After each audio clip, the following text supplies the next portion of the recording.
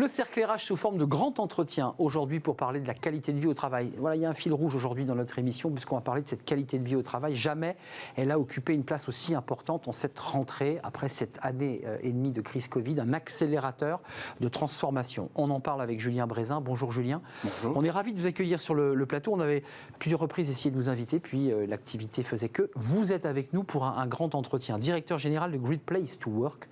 On va parler de la qualité de vie au travail, puis on parlera évidemment dans une seconde partie avec Marie-Claire de ces entreprises lauréates, plébiscitées pour leurs actions en matière, pas seulement, mais d'égalité hommes-femmes et de place des femmes dans l'entreprise, au poste de manager, dans le rapport à la parentalité et à tous ces sujets dont on parle beaucoup sur ce plateau. D'abord, Great Place to Work, vous avez une vue très panoramique finalement, vous êtes sur un observatoire. Cette qualité de vie au travail, pourquoi elle a pris autant de place?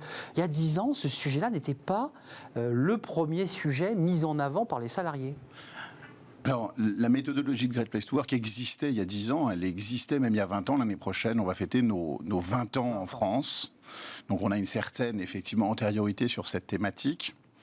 La démarche de Great Place to Work, elle est construite sur un socle, qui est la confiance.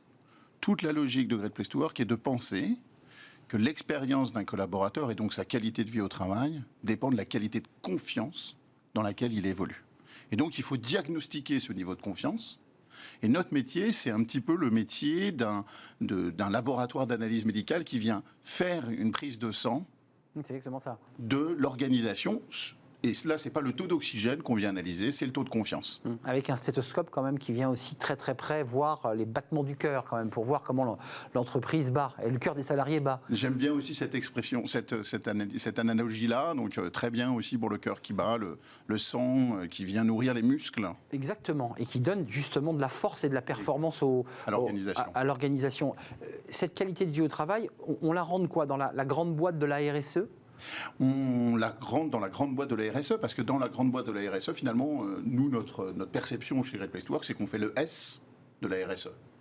Et que ce S, il est toujours difficile... Social. Ouais. Le S, il est toujours difficile à KPIiser, excusez-moi pour le mot, mais à suivre, en fait. À suivre dans son évolution année après année. La crise Covid, la qualité de vie au travail, on en parlait avant cette crise Covid. Ce sujet était sur la table dans les grandes entreprises. J'ai l'impression qu'il s'est totalement vulgarisé et qu'aujourd'hui, les salariés ont des revendications, des exigences. Et que les entreprises, de fait, ont été, elles aussi, obligées de se mettre à la page. Est-ce que c'est dans ce sens-là que ça marche? Ou c'est les entreprises qui se sont dit, on va vraiment s'intéresser à la QVT? Comme toujours, c'est les deux. Il y a des entreprises qui ont anticipé, qui ont été en avance sur ces démarches-là. Et puis, vous avez des entreprises qui suivent le flot ou sont contraintes de s'adapter. On le voyait avec votre intervenante juste à l'instant, qu'il y a des grands soucis de recrutement. La semaine dernière, les Échos a titré qu'il manquait dans la restauration 240 000 jobs. 240 000 jobs. Donc, il y a vraiment un besoin pour tous les métiers de s'interroger sur les raisons qui font que les collaborateurs ou les collaboratrices ne viennent plus, ou ne viennent plus travailler, ou ne viennent plus rejoindre ce type de fonction. Alors Great Place est connu pour son palmarès, des entreprises où il fait bon vivre, on est heureux d'y travailler. Et puis on va parler dans quelques instants de ce Best Workplaces for Women. Mais quand même, vous parliez de la restauration. Les entreprises qui sont dans votre palmarès sont des belles entreprises certaines industrielles, mais peu du tertiaire. Là, la restauration, on se dit, mais comment on améliore la qualité de vie au travail? Je veux dire, il faut porter le plateau, il faut travailler dans des horaires décalés, il faut accepter parfois le froid quand on est en terrasse. Enfin, comment on améliore ce secteur? Parce qu'il y a quand même aujourd'hui des salariés qui disent « moi j'y retourne plus, c'est trop dur ce métier ». Alors loin de moi l'idée de donner des leçons à quiconque, mais aujourd'hui il y a un attendu hyper fort qu'on voit émerger de la part des collaborateurs et des collaboratrices et des jeunes. C'est un attendu de flexibilité. Je pense qu'aujourd'hui dans la restauration, on peut inverser le paradigme qui est de dire c'est des horaires subis et de dire ce sont des horaires choisis. Et avec ça, peut-être que la proposition que chaque restaurant, entreprise de restauration est capable de faire, serait une proposition positive et non plus une proposition subie.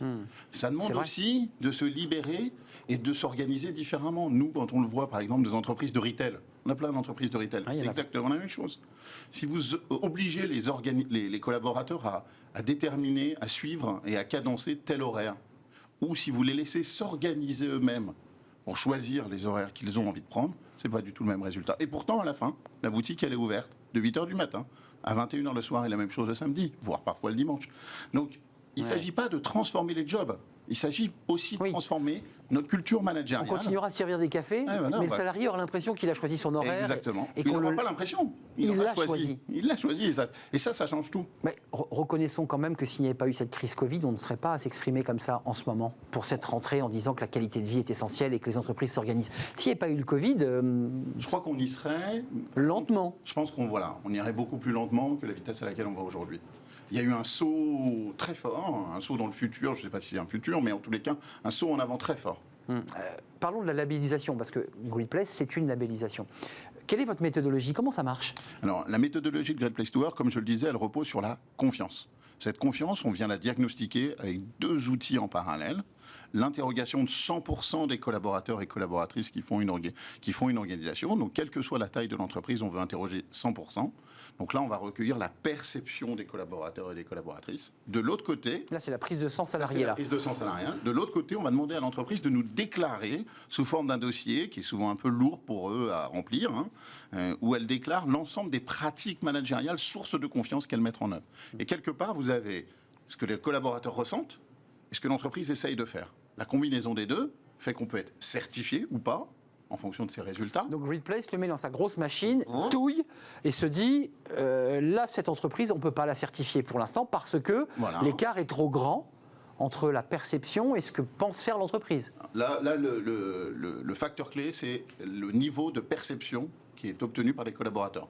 En France, en moyenne, c'est 50% des collaborateurs qui pensent être dans une entreprise bien. Pour être une Great Place to Work et être certifié, il faut avoir 65%. Donc c'est vraiment nettement au-dessus.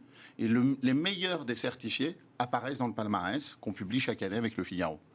Ça, c'est intéressant. Et pour tordre le cou à toute polémique ou à toute idée de polémique sur cette labellisation, j'ai bien lu, et vous me le confirmez, qu'on peut avoir été labellisé en 2019 et perdre son label en 2020. Ça veut dire que ce n'est pas gravé dans le marbre toute une vie. C'est pas gravé dans le marbre et nos bureaux à la revoyure.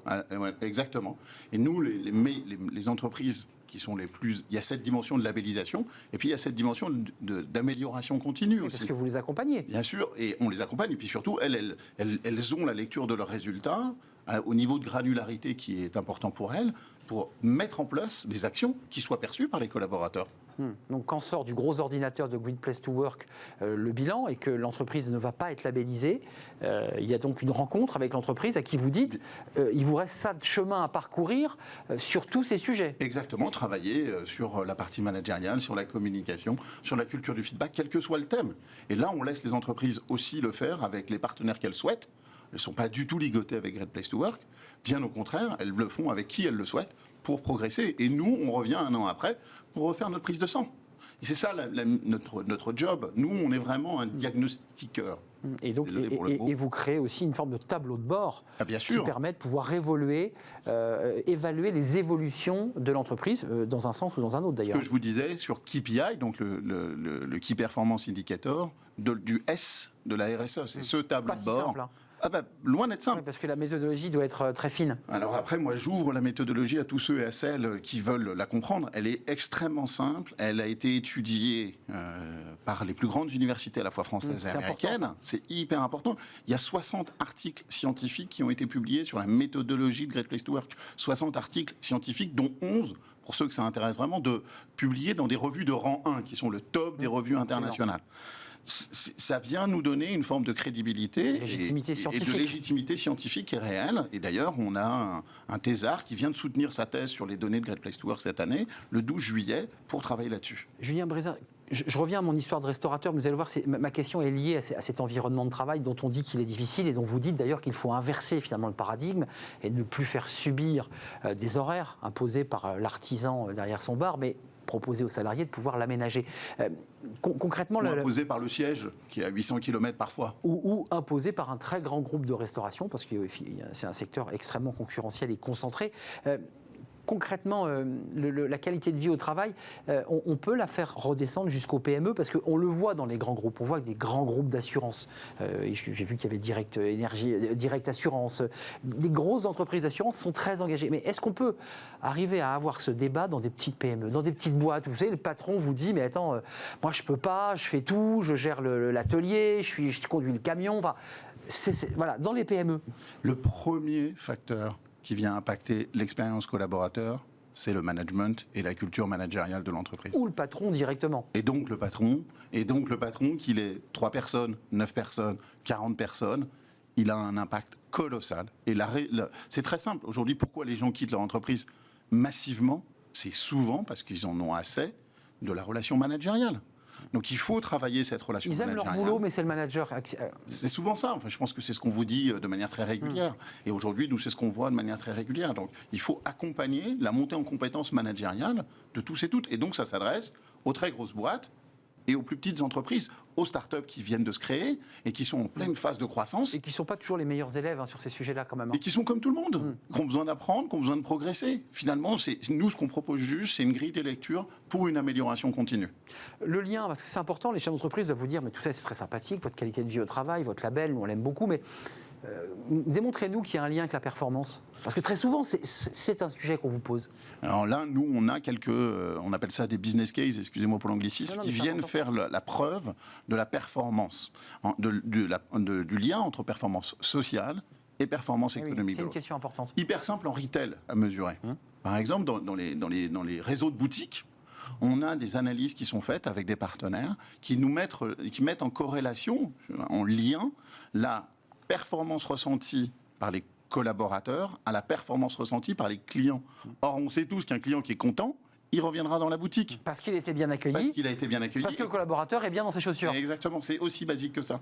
Et après, on a plein de cas beaucoup plus financiers qui viennent prouver, et notre Thibault, notre thésard qui vient de soutenir sa thèse, donc c'est pas une thèse de CM2, c'est une thèse académique qu'il a faite, lui l'auteur donc. Et l'auteur, et donc a prouvé cette performance-là, et de tête, elle est de 6 points financièrement, elle est de 6 points supérieure à l'ensemble des entreprises. Donc être une Great Place to Work, mais c'est surtout s'engager dans cette démarche d'amélioration continue de la culture managériale est un facteur d'efficacité économique. Donc doucement, le sujet que vous portez depuis maintenant près de 20 ans chez Greatplace, je précise qu'auparavant vous étiez chez L'Oréal, vous avez changé d'univers en quelque sorte, infuse doucement l'esprit des dirigeants, des CEO. Vous avez le sentiment qu'il y a une transformation des mentalités ? Clairement, alors peut-être c'est notre rôle missionnaire aussi, mais en tous les cas, moi j'en suis absolument convaincu. Vous le sentez ? Moi, clairement. Et encore une fois, on en parlait à l'instant, le Covid est venu accélérer cette sensation-là, accélérer la volonté des dirigeants de s'emparer de cette thématique. On va parler du Best Workplaces for Women, donc c'était jeudi dernier à l'UNESCO, avec une liste de 25 entreprises qui ont été lauréates. Alors cette fois-ci, il n'y a pas de classification, vous me le disiez, par taille, comme vous le faites sur le classement connu de Great Place. Là, toutes les entreprises étaient réunies, qu'elles soient grosses, petites ou moyennes. Juste un petit mot sur l'inclusion, parce que je sais que c'est un sujet chez Great Place où là aussi, on n'est pas tout à fait dans la qualité de vie au travail, encore que vous êtes dans l'inclusion, c'est-à-dire l'idée que l'entreprise s'ouvre à une diversité la plus large possible, et notamment au handicap. C'est un sujet très important. Et parce que la diversité, il y a le côté effectivement superbe de la diversité, puis il y a le côté efficacité. Il ne faut pas scinder l'un et l'autre. On peut faire les choses bien et des choses bonnes aussi et efficaces pour l'entreprise. Donc ça, c'est un discours que vous portez aussi quand vous avez... Révéler les talents de chaque collaborateur, c'est au cœur du modèle de Great Place to Work, qui va se nourrir l'innovation et qui va nourrir les résultats financiers. Mais pour cela, il est hyper important que le collaborateur soit en confiance. Pour révéler son propre talent, il faut être en confiance. Bien sûr. La nécessité d'être sur cette thématique de confiance. Avant de basculer sur les femmes qui prennent une place importante dans les entreprises qui ont été choisies, lauréates, avec Marie-Claire, c'est la Fondation Marie-Claire, c'est le think tank Agir pour l'égalité, voilà, porté par Marie-Claire. Porté par Marie-Claire. Un mot sur les marchés, parce qu'on parle beaucoup d'hommes, d'humains.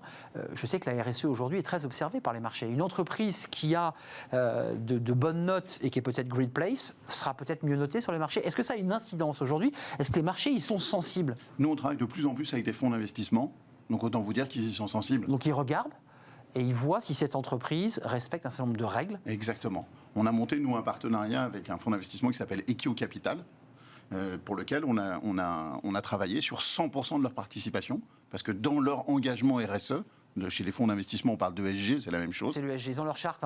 Ils ont mis en avant le S à travers la méthodologie de Great Place to Work. Oui, d'ailleurs, il faudra peut-être un jour rassembler RSE, ESG, parce que c'est vrai qu'on y comprend ESG côté finance, et puis... c'est la même chose. C'est exactement la même chose, mais on ne le dit pas. Venons sur ce palmarès. D'abord, pourquoi cet engagement aux côtés du think tank égalité porté par Marie-Claire? Parce que ça rentre tout à fait dans votre philosophie. C'est-à-dire qu'on voit là quand même dans la méthodo la même chose, quoi. Exactement. Il y a 3 ans, on a eu la chance de rencontrer Gwenaëlle Thibault et Valérie Offenberg qui portent à la fois Marie-Claire et le think tank Agir pour l'égalité Marie-Claire. Et avec elle, on a eu cette idée de commencer à travailler et de mettre en avant les entreprises qui sont à la pointe sur cette thématique. Il a fallu construire une méthodologie, je vais vous détailler un peu la méthodologie, c'est intéressant, la méthode. pour mettre en avant les entreprises qui se bougent. Parce qu'aujourd'hui encore, il y a 70% des gens, dans l'étude qu'on a faite début de l'année, qui pensent que les femmes, aujourd'hui, sont encore moins bien payées que les hommes. C'est quoi? Votre chiffre, c'est 15? On a eu une invitée qui nous disait que c'était 15 tout confondu. On est à 8, encore d'écart de salaire. On est plus? On est malheureusement souvent à 15. Et il semblerait, les derniers chiffres qu'on a eus, qui ont été partagés lors du think tank, sembleraient prouver que la situation du Covid est encore... Clairement, à creuser les écarts. À creuser cet écart. Absolument. Or, aujourd'hui, le gouvernement... Un rapport de l'APEC qu'on a reçu la semaine dernière. Or, aujourd'hui, le gouvernement a essayé de faire le maximum avec son index d'équité femmes-hommes, qui est très bien. Nous, notre métier, c'est la perception. Et on s'est dit, on est hyper complémentaires, parce que d'un côté, vous avez le fond, la rémunération, l'évolution. Nous, la perception. C'est la moindre des choses d'être payé la même chose. Ce qui n'est pas le cas. Hein. Voilà, il faudrait déjà, c'est pour ça qu'on est hyper complémentaires. Mais idéalement, ça serait juste la moindre des choses. Salaire égal, diplôme égal. Bah oui. Salaire égal, ça paraît évident pour le même job, mais surtout, derrière, de travailler après la perception, ce qui va prendre là encore plus de temps. Donc on s'est dit qu'il était urgent de travailler là-dessus. Alors votre méthodo, c'est vrai que vous êtes habitué à fabriquer ces méthodologies, mais là vous avez rajouté des questions, si j'ai bien compris. Vous avez rajouté des éléments. Oui, on a 4 thèmes, 4 filtres pour être une great place to work for women. Première, il faut être une great place to work. D'accord, il faut faire appartenir déjà à ce cercle. Donc déjà, c'est pas facile. Deuxième, on a un indicateur de représentativité. Il faut avoir 33% de femmes, 33% de femmes managers. Manager, oui. Alors là, déjà, vous commencez malheureusement à en faire, le spectre. en faire tomber un peu. Ensuite, il ne faut pas qu'il y ait d'écart de perception entre les hommes et les femmes. Donc on a ce qu'on a inventé, ce qui s'appelle le Parity Index, et on voit le niveau d'analyse de résultats que les femmes obtiennent, et on regarde celui des hommes et on regarde l'écart. Il ne faut pas qu'il y ait d'écart. Et quatrième élément qui est hyper important, il faut que les entreprises soient engagées, qu'elles se bougent. Il faut que les entreprises elles soient en mouvement sur cette thématique. Donc des actions concrètes et mises en place. Des actions concrètes. Alors il y a le débat sur la parentalité, il y a des semaines de congés supplémentaires, il y a tous ces sujets-là que vous prenez en compte dans l'engagement des entreprises. Exactement. En fait, il y a 4 grands champs d'action pour les entreprises. Il y a certaines grandes entreprises notamment qui travaillent leur gouvernance, donc ont mis en place un comité parité qui rend compte en gros au conseil d'administration. Vous avez des entreprises qui travaillent sur la partie recrutement, talent acquisition en anglais. Donc là, c'est de la formation contre les biais pour les collaborateurs qui recrutent. Il y a une entreprise que vous citez, que vous allez me retrouver, qui prend plus de temps d'ailleurs dans ses recrutements pour trouver la perle rare féminine dans des secteurs tendus. Exactement. Donc il y a la partie recrutement, il y a la partie talent management, donc la gestion des collaborateurs tout au long, et après de leur vie. Et puis après, il y a la dernière partie, qui est aussi une partie importante, qui est l'engagement de l'entreprise à l'externe. Je vais vous donner un exemple très simple dans la tech. Les entreprises qui sont dans la tech aujourd'hui font face à des difficultés de recruter de femmes. Oui. Et recruter tout court d'ailleurs. Recrutement tout court. Tout court et de femmes en particulier. Ouais, c'est ça. Et certaines se disent c'est pas de ma faute, c'est parce que les écoles ont pas. Oui, c'est ce qu'on entend, ce qu'on nous dit. D'autres qui disent la même chose et qui se bougent et qui vont voir des enfants ou des jeunes filles de seconde et qui vont leur dire tu sais, le code c'est pour toi aussi. Et tu as droit, Tu as droit. Et là, tu es intelligente, il y a un job pour toi. Donc il faut lever les freins et les freins que chaque femme peut avoir dans ce type de job. On en a parlé d'ailleurs avec l'auteur de cette loi, Marie-Jo Zimmermann, qui était venue nous parler de la présence des femmes dans les conseils d'administration. Mais là, l'autre enjeu maintenant, au-delà des conseils d'administration, c'est l'enjeu des COMEX. C'est l'enjeu de toute la hiérarchie. Jusqu'au manager. Parce qu'en fait, ça ne bougera que parce qu'à tous les échelons d'entreprise, on a des femmes. Alors c'est hyper bien, la loi Copé-Zimmermann, elle a fait beaucoup de bien. Ça a amélioré, on a plus de 45%. Elle a donné un grand coup de pied dans la fourmilière. C'est la création de quotas, si je peux me permettre. On ne dit pas trop, mais c'est un vilain mot, mais ça fonctionne.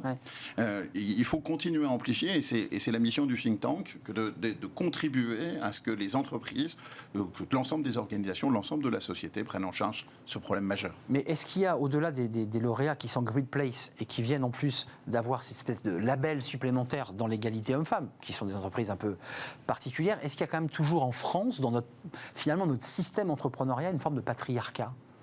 sorte de domination masculine, pour reprendre le terme de Bourdieu? J'espère que non. Ce que je vois parfois peut m'inciter à penser que ça existe encore. Je pense que ça évolue. Honnêtement, moi, alors peut-être que je suis un éternel optimiste, mais je pense que ça évolue positivement. Je crois fondamentalement qu'il y a plus d'entrepreneurs femmes aujourd'hui. Moi, j'en rencontre des dizaines qui sont formidables et qui se bougent de manière extraordinaire. Sur cette question égalité homme-femme, qu'est-ce qu'on doit faire de plus? Parce que vous accompagnez les entreprises. Alors là, celles-ci ont été sélectionnées, choisies. Ils ont reçu un prix, elles ont pu s'exprimer, j'imagine, quand elles ont reçu ce prix, ces entreprises. Qu'est-ce qu'elles vous ont dit, ces entreprises, là, oui, quand elles étaient sur la scène de l'UNESCO? Qu'elles étaient fières, mais qu'elles n'allaient pas s'arrêter en si bon chemin. Et elles nous posent toute la question, pourquoi la liste est si courte? Parce que c'est 25, hein. Voilà. Et nous, on aimerait bien en sélectionner plus. Et vous n'avez pas trouvé? Vous savez, dès que vous mettez 33, c'est le 33 qui bloque. Le 33, il est terrible. Le 33 et... % de managers femmes. Et, et les actions. C'est-à-dire, il ne faut pas que les managers dans les organisations se disent « Non, mais chez moi, c'est propre. Chez moi, il n'y a pas de problème. » En fait, à chaque fois... tout va très bien. Tout va très bien, Madame la Marquise. Non, à chaque fois, ça nécessite des vraies actions. D'ailleurs, et de l'engagement. Pour boucler notre échange riche et passionnant, ça fait écho au débat de la qualité de vie au travail. Beaucoup de femmes vivent douloureusement leurs expériences professionnelles parce que horaires compliqués, réunions tardives, tout ça contribue aussi au fait que, oui, parfois les femmes quittent plus tôt pour aller chercher leur enfant à la crèche ou chez la nounou. Et donc les managers doivent être alertés là-dessus, sortir de leur petit biais personnel et comprendre ça. Manager homme et manager femme, les deux sont responsables là-dedans. On comprend mieux les choses quand on est une manager femme ou pas? Ou est-ce que quand on devient manager, qu'on soit femme ou homme, on a des obligations économiques et des impératifs? J'en sais rien en termes de généralisation. Vous n'avez pas encore... Aujourd'hui... Vous n'avez pas un thésard qui bosse là-dessus? Non, pas encore. On pourrait lui demander. Mais non, plus sérieusement, je pense que ce qui est très important, c'est vraiment cette conviction, et je pense que c'est ça qui est super et qui est porté par Think Tank, Agir pour l'égalité Marie-Claire, c'est vraiment cette capacité à se mettre en mouvement et à avancer. Prochain cru Great Place to Work, le classique, c'est quand là? Vous êtes Avril 2022. Donc là, vous êtes en train de quoi? D'examiner On examine, on travaille, on est dans la mine. Vous êtes dans la mine et vous examinez l'entreprise, les salariés, leurs réactions, vous croisez? Exactement, et à la fin de l'année, on pourra avoir cette liste. Et après, il nous faut un tout petit peu de temps pour la diffuser. Et la diffuser, combien de noms sortent chaque année de cette... Une petite centaine. De ce cercle assez fermé d'entreprises. Toute taille confondue, il faut le préciser. Taille confondue. C'est pas réservé aux entreprises du CAC 40. Ça commence à partir de 20 collaborateurs. 20, c'est ça. À partir de 20, 50, puis ça va jusqu'à... En fait, dès que vous avez un management intermédiaire qui commence à apparaître dans les structures, ça commence à devenir nécessaire parce que le dirigeant ou la dirigeante perd le fil de ce qui se passe. J'avais 2 chiffres qui étaient intéressants parce que c'est tiré de ce think tank. 79% des Français estiment que l'entreprise est un environnement propice à la réussite professionnelle des femmes. Bon, ça, c'est quand même plutôt une bonne nouvelle. 79, c'est bien, on n'est pas à 100%. On est d'accord, mais c'est quand même un bon chiffre. Mais ça progresse. Ça progresse. Si vous regardez le slide jusqu'au bout, ça progresse. C'était plus faible avant. Exactement. Et 76% des Français estiment que les femmes ont les mêmes chances que les hommes d'accéder à des postes de direction. C'est bien de le dire, mais il faut le faire. Exactement. Hein, on est d'accord? Il faut que les entreprises continuent à se bouger. Voilà, mais félicitons toutes celles qui le font déjà. Voilà. Même celles qui sont dans notre liste. Évidemment, il y en a d'autres qui ne le sont pas. 25 lauréats. Super important, c'est de les mettre en avant. On les découvre, pour ceux qui s'intéressent au sujet, on les découvre d'abord sur cette petite animation du think tank Marie-Claire, et puis j'imagine qu'on peut les voir sur votre site et sur le site du think tank pour l'égalité porté par Marie-Claire, on est d'accord? Exactement, et merci de les mettre en avant. C'était un plaisir de vous accueillir, Julien Brézin. Je vous donne rendez-vous en avril 2022, quand toute la communication sera faite, et viendra nous parler de toutes ces entreprises que vous avez sélectionnées. Passez au tamis de votre méthodologie. Directeur général de Great Place to Work France, c'est un plaisir de vous accueillir et de vous laisser ce temps de parole et de développement. On termine notre émission avec Fenêtre sur l'emploi. On va s'intéresser à la microfinance. Ça, c'est un sujet important parce que c'est un coup de pouce pour des jeunes créateurs, de ceux qui veulent démarrer dans la vie et créer leur boîte. La microfinance est là et on en parle, c'est tout de suite.